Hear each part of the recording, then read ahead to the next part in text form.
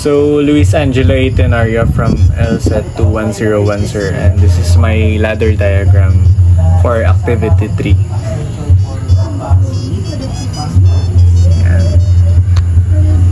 So, dito, sir, sa square, once na energize po yan, is ma-energize din po ang CR2 and CR6. So, dito, mag-start na po yung ating timer, yung counter dyan and yung timer. So every 1 minute is mapupunta po yun dito sa rectangle. So yan, once na nandito siya, sir, sa rectangle, is may energize naman po itong CR1, and ito ding CR1, sir, maging yung counter. So once na energize naman po yung CR1, ito po yung timer, yung counter 2, tsaka yung isang counter, sir. Ito naman po yung isang counter lang.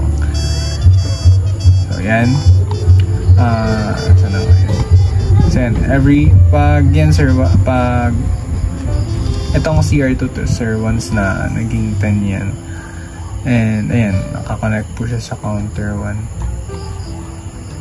Ito counter 2 pala.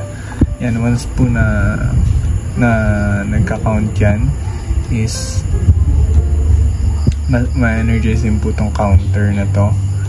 So ito, sabay po sila, kaya once na nag-add po dito ng count, is mag-add din po dito ng count, sir. So once na napuno naman, naging 10 naman po yung count neto, mapupunta naman po siya dito sa timer for 10 seconds. Then, may energize naman po ulit yung CR6 natin, which is nandito po. So, magkakaroon ulit ng connection.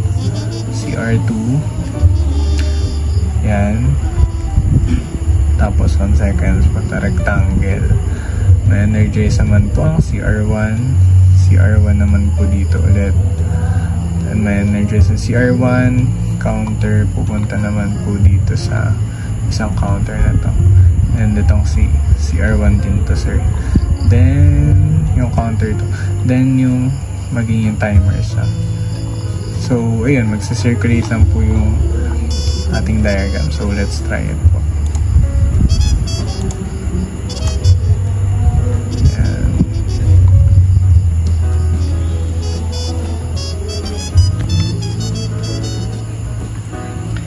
Alternate po yung kanilang timer. Ayan, unang pong mapupuno yung counter to para mag-provide ng ating rectangle and square. Then ayan po, for 10 seconds. Napuno po na po kasi yung counter na to, kaya na-energize na po ito. So yan, CR6 back.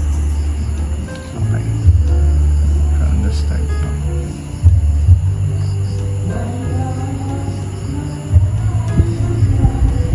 Sir, nareset po yung numbers 7, 7, 8, 8, 9, 9, then ma-reset po ulit. So yung timer ulit. That's all po for activity 3.